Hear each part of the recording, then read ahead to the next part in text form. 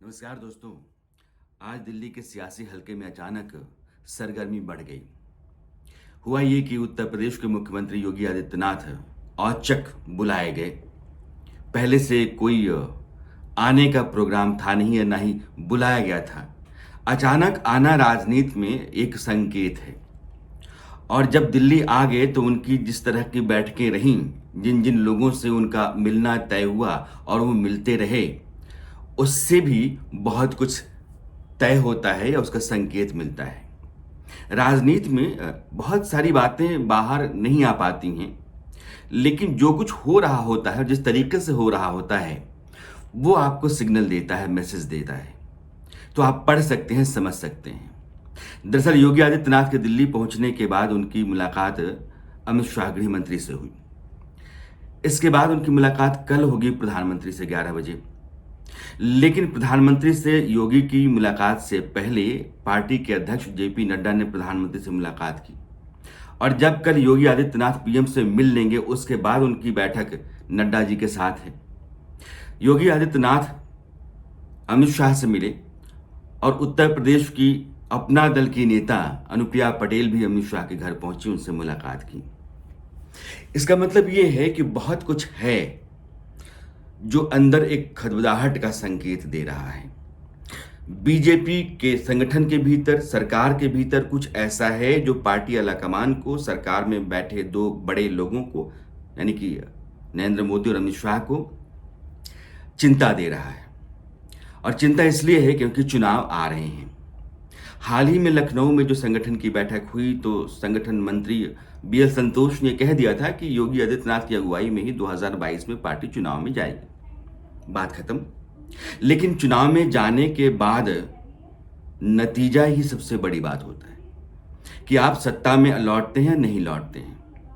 और दिल्ली में बैठे नेताओं को लगता है कि अभी जो उत्तर प्रदेश की स्थिति है उसके मुताबिक लौटने के आसार मजबूत हों, ऐसा दिख नहीं रहा है। इसलिए अब चीजों को साधा जाए, बांधा जाए। योगी आदित्यनाथ पर इस तरह का इल्जाम रहा है, या पार्टी संगठन के नेता, उनके विधायक यह कहते रहे हैं कि वो अपने मन की करते हैं और अपनी मनमर्जी के आगे वो किसी की सुनते नहीं हैं। संगठन और सरकार में बाकी लोग भी कमतर से रहे हैं, उनकी पूछ परख कम रही है। तो एक नाराजगी है। दूसरी नाराजगी उन दलों की है जो बीजेपी के साथ चुनाव लड़े, लेकिन उनको वो हैसियत, वो अहमियत नहीं दी गई। उसमें एक अपना दल भी है। अनुप्रिया पटेल की अखिलेश यादव के साथ बातचीत अंदर खाने की चल रही है और बीजेपी को पता है कि अगर अनुप्रिया पटेल को, उनके पति को पहले कहा गया था कि उनको मंत्री बनाया जाएगा, लेकिन ऐसा हुआ नहीं।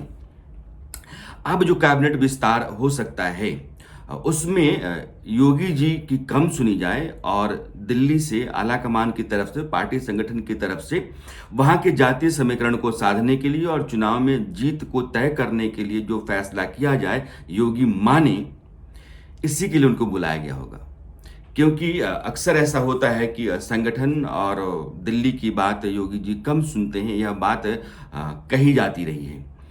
AK शर्मा को दिल्ली से भेजा गया था।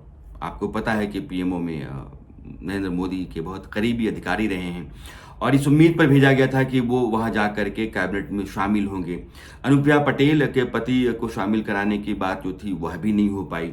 बहुत सारे ऐसे फैसले, बहुत सारे ऐसे काम जो कि पार्टी संगठन शायद उम्मीद कर रहा था कि योगी सरकार में या योगी के जरिए हो जाएगा, वैसा हुआ नहीं।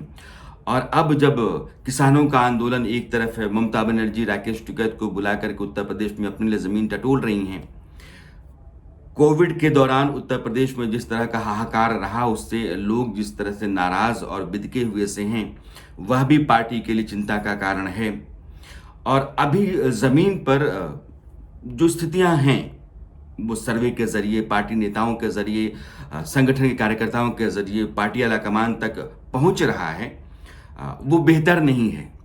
इसलिए एक अर्जेंट मीटिंग बुलाई गई थी। इस मीटिंग को इसी तरीके से रखा गया कि सिग्नल जाए कि मीटिंग बड़ी है, बड़ी अहमियत रखती है, बहुत मायने हैं इसके, और जो कुछ भी अब यहाँ तय हो रहा है उसको जमीन पर उतारा जाएगा, माना जाएगा हूबहू। और योगी जी की कल जब प्रधानमंत्री से मुलाकात होगी, उसके बाद जेपी नड्डा से मुलाकात होगी, तो आप यह मानकर चलिए कि इन 12-14 घंटों में उत्तर प्रदेश में कैबिनेट विस्तार होगा, तो उसमें किस किस तरह के जाति समीकरण को साधने की कोशिश की जाएगी। उत्तर प्रदेश के भीतर संगठन के दायरे में जो लोग हैं, उनको बाकायदा जो अहमियत दी जानी है वो दी जाए।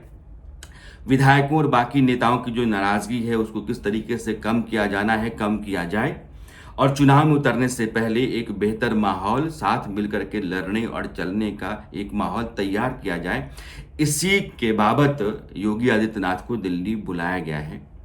कल प्रधानमंत्री फिर जेपी नड्डा से मुलाकात के बाद वो लखनऊ लौटेंगे ज़रूर, लेकिन इस बार जो उनकी वापसी होगी वो एक बदले हुए योगी आदित्यनाथ की होगी, आप यह उम्मीद कर सकते हैं। क्योंकि बीजेपी को उत्तर प्रदेश में जीत ज़रूरी है, और उत्तर प्रदेश में अगर बाज़ियाब हार जाते हैं तो 2024 के लोकसभा चुनाव में दिल्ली का रास्ता पार्टी के लिए मुश्किल हो सकता है, और ऐसा कम से कम नरेंद्र मोदी और अमित शाह बिल्कुल नहीं चाहेंगे। इसलिए संकेत और संदेश दोनों योगी आदित्यनाथ को साफ साफ देने की कोशिश की जाएगी। कल फिर मुलाकात होगी।